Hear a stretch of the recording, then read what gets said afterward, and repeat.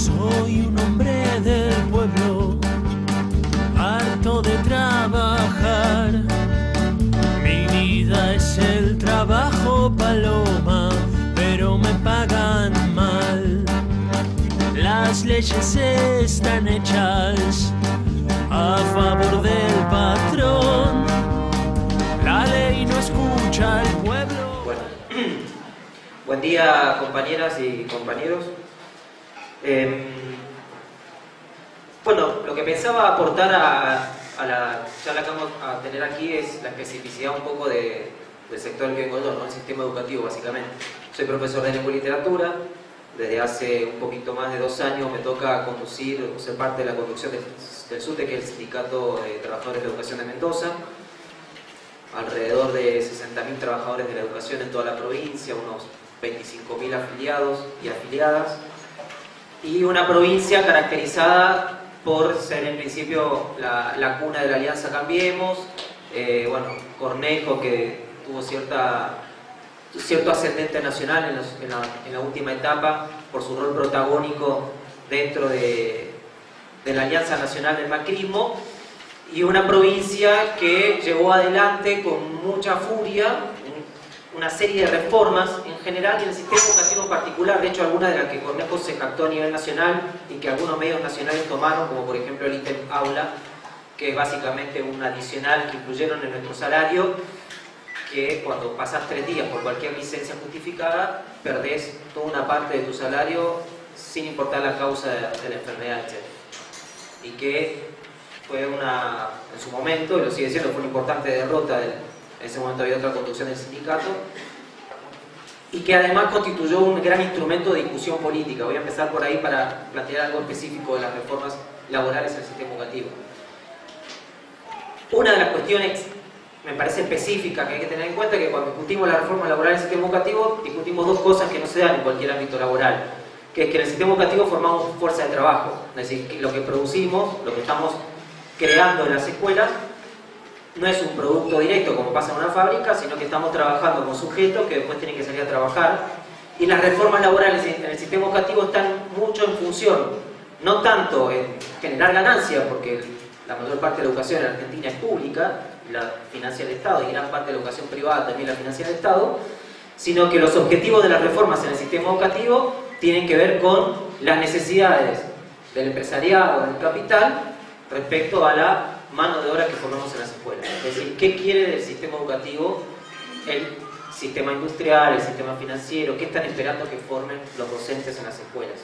Entonces, las reformas en nuestro caso tienen ese doble carácter. Por un lado, sí, son reformas laborales que modifican condiciones de trabajo de los y las docentes, pero además que buscan preparar a la fuerza de trabajo, a nuestros estudiantes, para las relaciones laborales que se están creando hoy en el sistema capitalista, en particular en Argentina y en América Latina. Bueno, el famoso discurso de Bullrich, que no sé si lo vieron en ese momento, cuando él se para frente a la Unión Industrial, creo que era en ese momento, y les dice: ustedes, Esteban Bullrich, ministro de Educación en ese momento de Macri, que dice: ustedes tienen que pensar en mí como un director de recursos humanos, no como un ministro de Educación. Soy el que está encargado de formar a los que ustedes van a recibir después en sus empresas.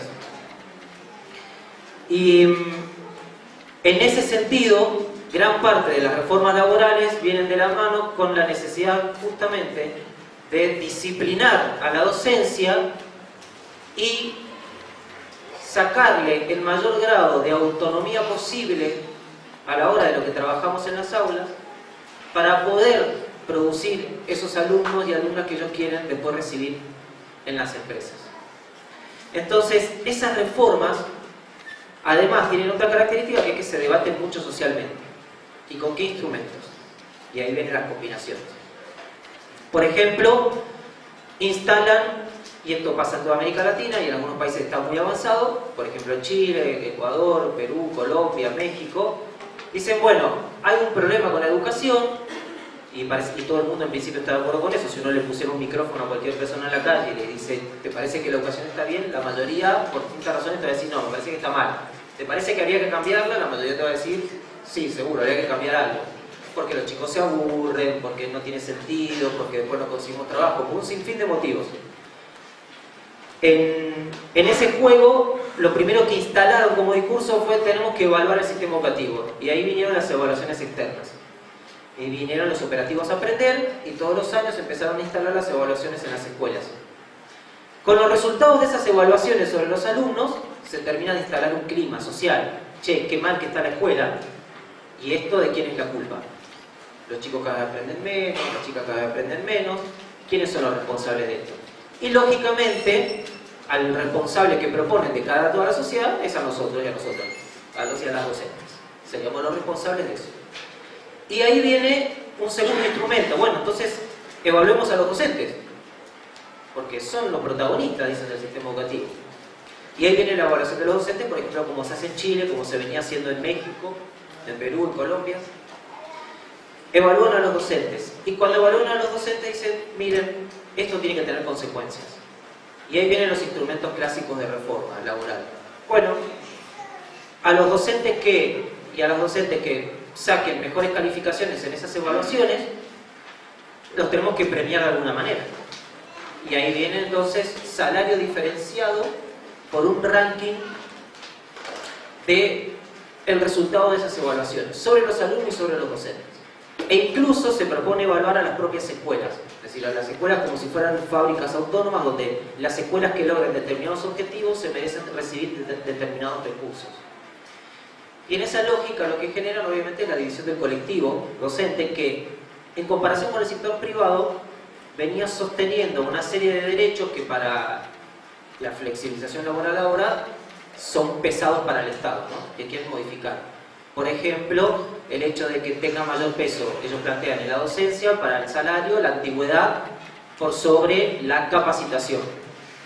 Entonces dicen, eso es muy viejo, no puede ser que un docente, esas son frases textuales, por ejemplo, el ministro de Educación en Mendoza, no puede ser que un docente gane más simplemente por envejecer. Entonces, esto en cualquier otro trabajo no es así. Tenés que ganar más si sos mejor que otro o que otra.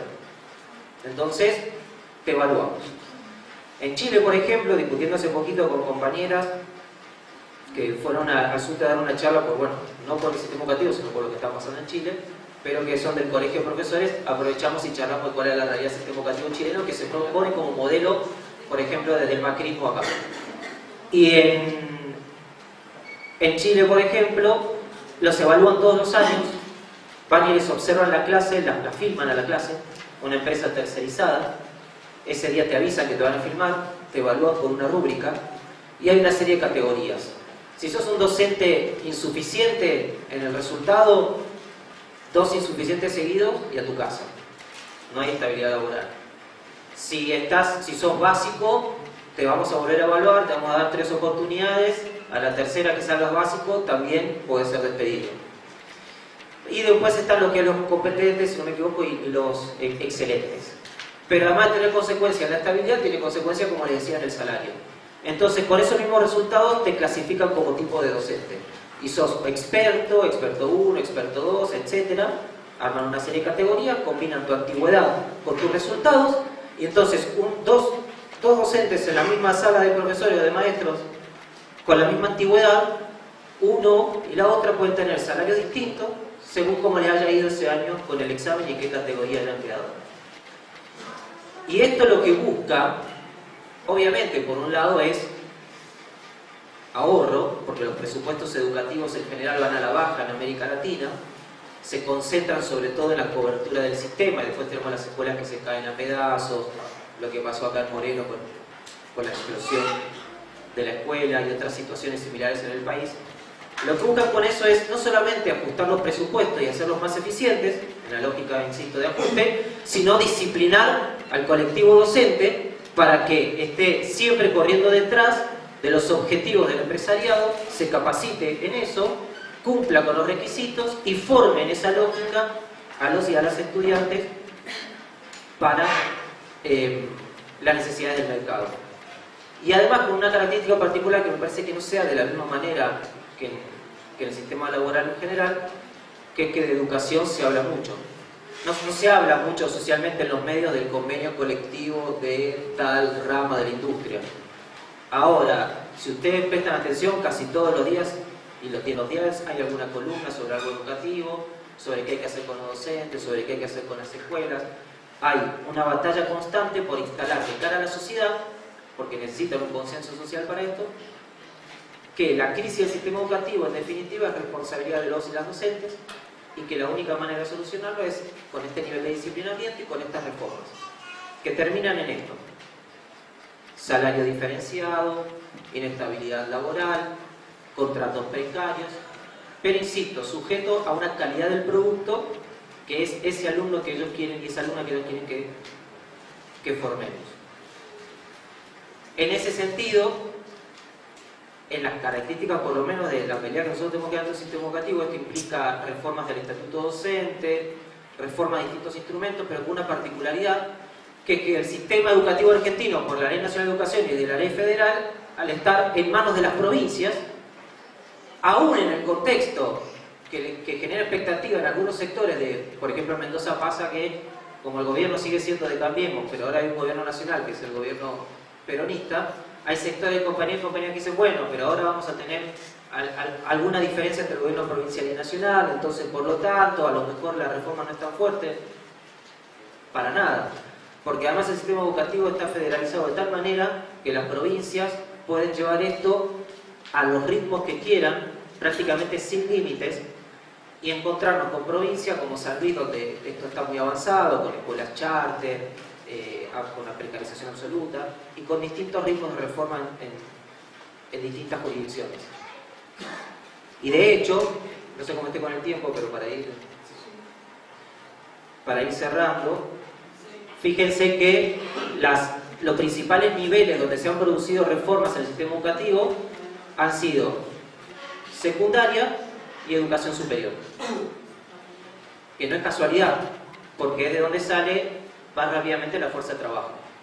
Secundaria y educación superior, porque ahí también buscan, sobre todo en la formación docente, generar los cambios necesarios para garantizar esas secuencias. Como decía Bullrich, enseñar a vivir en la incertidumbre, que está vinculado a esto que es parte del panel, la precarización, la uberización. Tenemos que formar en capacidades, en adaptarse al entorno, básicamente aprender a vivir como nace. No sé, voy a decir algo medio muy de mi generación, como en Friends, ¿se acuerdan la serie, esa comedia donde todos los días tenían un trabajo distinto y nos acostumbraba a verlo, ¿viste? Que era como, cambié de trabajo, sí, ahora tengo otro trabajo, voy a buscar otra cosa. Vivían en la felicidad, sí, de la incertidumbre. Bueno, esa construcción de vivir todo el tiempo sin saber dónde vas a estar trabajando es parte de esta ética que quieren construir ahora desde el sistema educativo. Yo lo dejaría ahí para darle la voz a usted y después quedar largo.